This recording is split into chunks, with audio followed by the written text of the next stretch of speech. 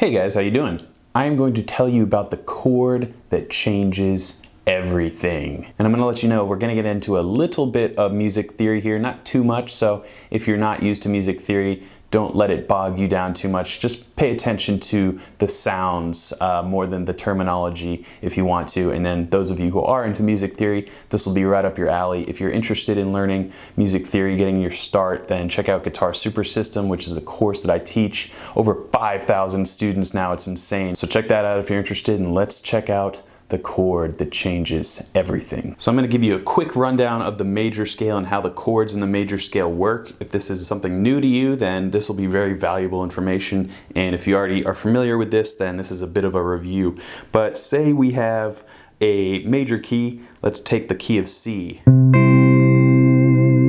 If your song is in the key of C major, then the likelihood is that you're going to be using chords selected mainly from the following. So it would be C major, then we're going to have D minor, E minor, F, G, A minor, and then we have a B diminished chord, and then we're back to our C. So I played those chords in different areas of the neck, but generally if you wanted to play the key of C major in chord form, in a linear fashion, it would be something like this.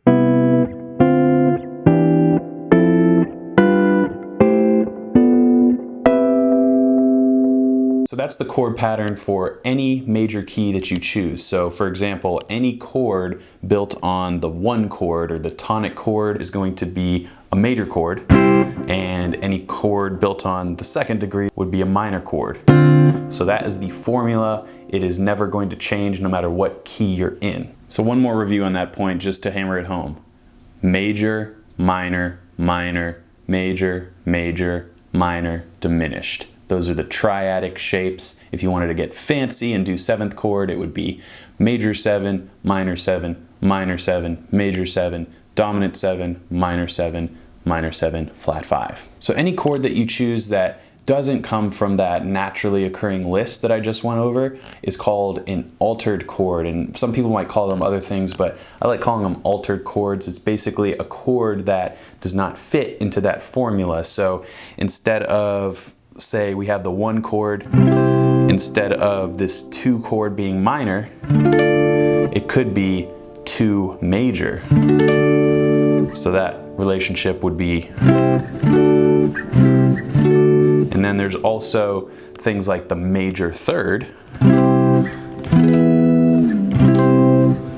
major second, major third. So changing the tonality of a chord in the major scale away from what the naturally occurring notes are, which are just notes that are made up of the major scale. Those are altered chords. And you guessed it, the chord that changes everything, in this guy's opinion, is an altered chord, and it's called the minor 4. So here's a progression using 1 major, 6 minor, 4 major, and then back to 1 major. So this is a traditional tonic, nothing altered going on here. We're just using chords from the C major scale.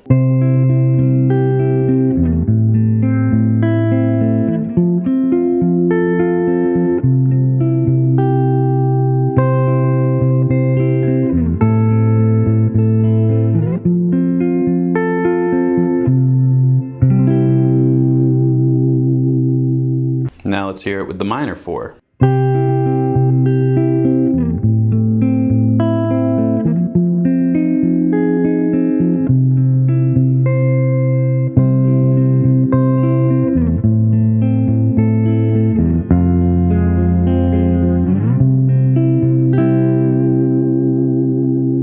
So as you can see, totally changes the mood of the progression. So it's usually a good strategy to set up a chord progression using that first version where it's just the regular chords, in this case C, A minor, F, back to C. And then when we've established that tonality, when we go to the minor 4, which would be C, A minor, F minor, C, then that F minor has a lot more impact. So another option is to keep that F but shorten the length of time it's played and then pop in that F minor so they're right back to back. So something like this.